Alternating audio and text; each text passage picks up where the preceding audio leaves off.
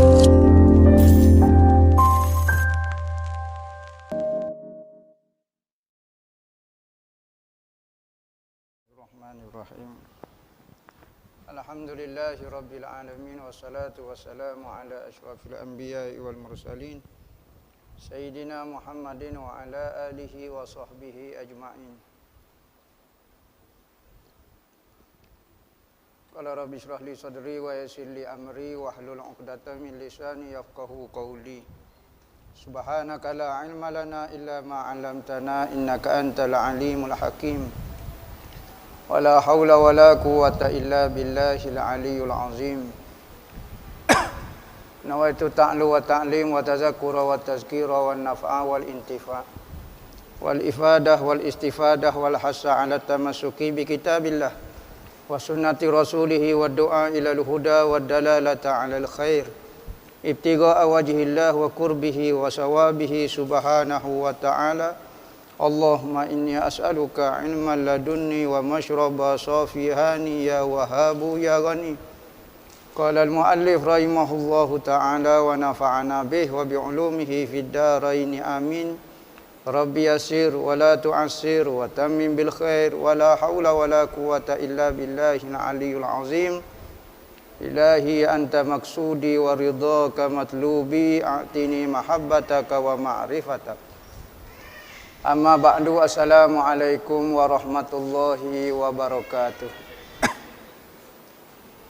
Katanya pengarang rahimahullahu ta'ala berkata, Allamah mufassir muhaddis Rabbani Abdullah Sirajuddin Al-Husaini dalam kitab dia Sayyiduna Rasulullah sallallahu alaihi wasallam, sehinggalah perkataan dia, wa qad adraka Abdul Muttalib haqqiyatal akhirah bi'aqlih wa zalika annahu qala yawman ma min zalimin yushtaddu zulmuhu illa intaqamallahu minhu qabla an yamuta faqila lahu fulanun jarun wa tagha faqala intaqamallahu minhu yawman kaza faqila lahu fulanun faqala intaqamallahu minhu yawman kaza faqila lahu fulanun jarun wa tagha wa lam yusibhu syai'un fafakkara tawilan faqala izan la budda min yaumin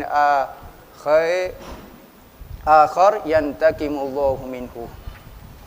Sekarang kita dok kecek mengenai akal yang paling hebat sekali, sebagaimana disebut di dalam siapa dia, Wahab ibnu Munabbih, seorang tabi'i siqah, dan dia juga merupakan rawi kepada Bukhari. Imam Bukhari meriwayatkan juga cerita daripada dia. Satu cerita yang diriwayatkan oleh Bukhari dengan Muslim. Akal yang paling bijak, katanya Allah Subhanahu wa taala, perumpamaan akal manusia, seluruh manusia dengan akal Nabi itu seperti sebutir pasir berbanding dengan pasir-pasir dunia. Gambar ke akal Nabi Muhammad dengan akal kita. Maka sebab itulah tak ada lah manusia yang kita kena ikut suruh dia, panduan dia, kecuali panduan Muhammad. Kerana akal dia dah yang paling sempurna. Sekalipun kita rasa Nabi Muhammad buat tindakan apa macam tak bijak kau gapo, tetapi pilihan dia lah yang paling sempurna.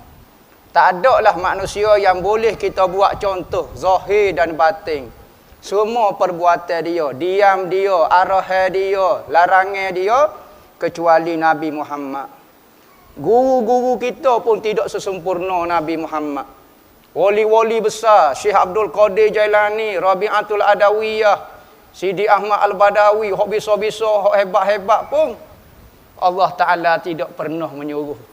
Tetapi Nabi Muhammad, Allah Ta'ala kata, laqad kana lakum fi rasulillahi uswatun hasanah. Sesungguhnya pada diri Nabi Muhammad itu contoh yang paling sempurna. Kadang-kadang seorang guru dia hebat dalam bab ni, tetapi dia lemah dalam bab ni. Maka Allah Ta'ala tak buat jadi fitnah, jadi gapo, maka dia tunjuk seorang contoh yang sempurna, iaitu Nabi Muhammad. Ingat, kalau kita ikut Nabi Muhammad, tak sedut bimbang. Tak jadi wali pun atas muka dunia, syurga tentu dah. Syurga tentu dah. Biarlah hamba tak jadi wali pun, tetapi syurga tentu dah kerana hamba ikut Muhammad. Tetapi kalau orang tak ikut Muhammad, khamak terbang ko, naik pak langit pun belum tentu syurga. Apa masuk syurga? Redha Tuhan. Mu nak sapa kat aku kena ikut cara aku lah. Bukan kata pun tak boleh sapa dengan cara lain. Dok hamba nak cara lagu ni. Supaya orang pergi masuk dalam kedai kopi, hamba nak makan mi goreng. Tiba-tiba nyawak sup, nyawak tomie, nyawak sup beluk mari atas aku kawan tu. Sedap lah kau dia mau buat, hamba tak ketika, tetapi hamba nak makan nasi goreng kata. Hamba nak makan, kena ikut hamba.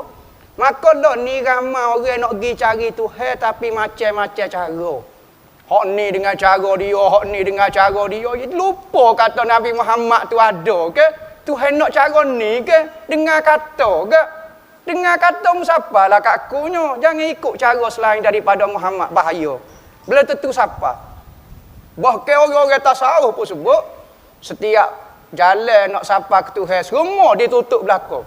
Sekalipun harus berlaku jalan nak pergi ke mana-mana nak sapa ke Tuhan dengan apa cara boleh berlaku, tetapi orang tasawuf sepakat dah kata semua jalan ditutup kecuali jalan Muhammad saja. Kalau dah tak lalu jalan Muhammad, maka tidak sapa ke Tuhan. Sekalipun boleh terbang, sekalipun boleh nyelai dalam air, sekalipun boleh nampak bandar akan datang, sekalipun kasyah, sekalipun terbuka lagu ni, sekalipun gini, maka benda tu tak sapa ke Tuhan. Tidak lain tidak bukan sapa ke setan belakang. Setan ni bisa sungguh, lebih-lebih lagi zaman sekarang. Jangan tertipu. Orang hok ditipu dengan seluar carik, hok ditipu dengan perempuan, ditipu dengan arak, tipu dengan riba. Ada orang ditipu pada akhir zaman dengan benda-benda lagu ni. Benda kasyah, benda nampak, benda pelik-pelik. Tetapi benda itu tidak menyampaikan ke dia ke Tuhan. Kerana apa? Dia tertipu di tengah-tengah jalan. Rasa kasyah tu sapa ke Tuhan? Belum tentu. Rasa boleh tahu dalam hati orang tu sapa ke Tuhan? Belum tentu.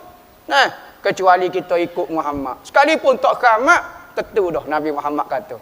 Boleh jadi tentera dia, boleh berkumpul bersama dia. Dajjal pada akhir zaman ni, zaman sekarang ni.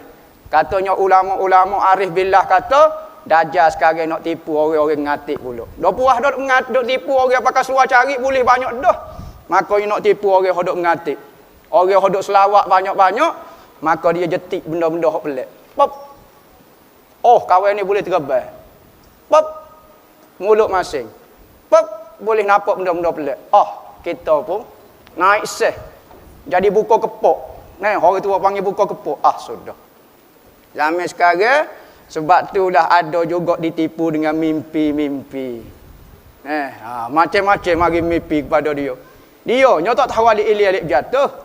Tetapi Dajjal nak tipu dia. Dia duk mengatik, mari. Sebab itulah penting seorang guru. Guru akan kesal anak murid ni sudah geleceh dah ni. Sudah ditipu oleh Dajjal. Jagung Dajjal masuk dalam mimpi dia. Jagung Dajjal masuk dalam tasbih dia. Jadi berhati-hati. Kita bimbang pok kita ni monggo seluar cari tak minat bakalan mana pok kita set kain plekat lagu ni. Takut-takutnya. Maka semua orang mesti berhati-hati, berjaga-jaga dengan tipuan Dajjal sebelum Dajjal besar tu baik. Maka lah ni macam-macam orang buat sehingga ke masuk dalam mimpi, masuk dalam macam-macam. Jadi tak ada lah jalan yang paling mulia di sisi Allah, paling betul di sisi Allah kecuali jalan ikut Muhammad. Sekalipun tak berlaku gapo-gapo. Dak. Demo dok mengatik selama kini tak boleh kau satu. Tak jadi apa. Dak. Nabi Muhammad suruh mengatik saja. Nabi Muhammad tak suruh khamak. Nabi Muhammad tak suruh khamak. Nabi Muhammad hanya suruh mengatik. Hamba ikut Muhammad saja. Biar tak mengatik, biar tak khamak pun. Hamba bukan nak makhamak matlamat hidup atas muka dunia. Hamba nak ikut Muhammad. Kerana tu saja jalan boleh sapa Tuhan. Hamba faham, hamba tak faham. Ni khamak terbaik. Tak tahu alik-alik berjatuh. Syariat pun tidak tahu. Syariat pun tak lepas lah mana. Sembahyang pun tak tahu gapo. Maka sia-sia. Maka akal yang paling sempurna kata Wahab Ibn Munabbih, akal Nabi. Umpama dia seperti sebutir pasir. Ni seluruh manusia hak boleh PhD beratus-ratus ribu profesor lah gapo dia. Gambaran dengan akal Nabi seperti sebutir pasir berbanding dengan pasir dunia. Tak tahu. Berapa triliun, balik sana triliun. Bandingnya nisbah dia nya. Tetapi manusia lebih rasa, lebih pandai daripada Nabi Muhammad. Lebih reti Tuhan, lebih daripada Nabi Muhammad. Lebih tahu cara nak sapa Tuhan, lebih daripada Nabi Muhammad. Tak usah duk fikir lah. Nabi Muhammad mari tunjuk, ikut saja cara dia. Nah, maka Abdul Muttalib, nak kata orang yang ada akal ni, Abdul Muttalib pernah mengetahui Allah Ta'ala beri kelebihan kepada dia, mengetahui akan kelebihan akal ini. Pada satu hari, maka keluar daripada kata-kata dia, tidak adalah orang zalim yang terlalu kuat kezaliman dia, kecuali satu hari Tuhan akan balas dia sebelum pada mati. Ni kata-kata orang bijak. Nah, siapa dia yang buat zalim kepada seseorang, maka Allah Ta'ala akan balas sebelum daripada dia mati. Hak lepas pada mati, kecek suku pasal pula. Bukan kata apabila balas ketika mati tak balas akhirat dah. Kecek lain pula. Supaya kita duduk selawat lah, di selawat tu hari kelebihan. Habis kat tu dah, akhirat tu hari taruh pula. Begitu juga jahat kita. Apabila kena atas muka dunia tak balas dah. Akhirat cara kecek pula, kecek kira pula. Ni dua kehidupan kita. Katanya Abdul Muttalib, tak adalah orang zalim buat khianat ke orang, kecuali Tuhan akan balas dia sebelum daripada dia mati. Dia akan boleh tengok. Banyak mana kita tengok orang buat khianat ke orang, maka Allah Ta'ala balas dia sebelum daripada dia mati. Maka katanya orang bertanya kepada Abdul Muttalib, ada seorang tu buat kerja jahat, buat kerja tak molek. Maka katanya Abdul Muttalib, insya-Allah Tuhan akan balas dia pada hari sekian-sekian. Mari pula, ni fulan ni buat khianat ke orang jahat ke apa dia? Katanya Abdul Muttalib, tengoklah. Mu tengok sajalah orang Tuhan akan balas. Maka ada seorang pula mari. Kata ada orang ni buat jahat, tapi nampak biasa standard, tak ada orang pun, tak ada balas pun. Nampak biasa ya dia, tak ada balas. Maka Abdul Muttalib mikir. Dia kata, sekalipun lagu tu satu hari, mu tengoklah lagu mana pun, maka pada hari kiamat Tuhan akan balas. Sekalipun hari kiamat, kalau akhirat dunia tak balas, maka akhirat Tuhan akan balas. Maka wa ila zalika nabbahallahu al-uqala faqala subhanahu wa ta'ala am hasibal ladzina ijtara'u sayyiati an naj'alahum kal ladzina amanu wa 'amilus solihati sawa'an mahyahum wa mamatuhum sa'a ma yahkumun wa khalaqallahu wahus samawati wal arda bil haqqi litujza kullu nafsin bima kasabat wa hum la yuzlamun. Maka Allah Ta'ala telah memberitahu nak beri amaran kepada orang yang berakal, maka Allah Ta'ala kata jangan kamu sengkau orang yang buat kejahatan. Tuhan akan balas sebagaimana orang yang beriman dan beramal soleh, sama ada ketika hidup ataupun ketika mati. Mu jangan kira orang jahat ini Allah Ta'ala akan perlaku ke dia, Tuhan akan balas kepada dia supaya orang jahat dengan orang baik atas muka dunia tak sama. Sa'ama yahkumu, sangat jahatlah apa yang ia fikir ke, apa yang ia hukum ke. Orang dok suka orang baik dengan orang jahat, kehidupan dunia dan akhirat dia sama saja. Sopo ya. Jadi jahat jadi baik sopo dak. Dunia pun tak sama, akhirat lagi-lagi tak sama katanya Allah Ta'ala. Wa khalaq, dan Allah Ta'ala telah mencipta 7 batala langit dan bumi dengan benar, supaya Allah Ta'ala membalas setiap jiwa itu dengan apa yang ia usahakan, dan Allah Ta'ala mereka itu tidak dizalimi oleh Allah Ta'ala. Allah Ta'ala ciptakan langit dengan bumi ini dengan benar.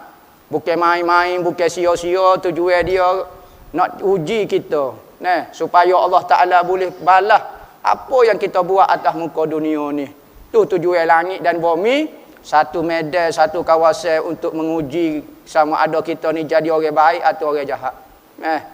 Maka pada hari akhirat dia tidak pernah dizalimi.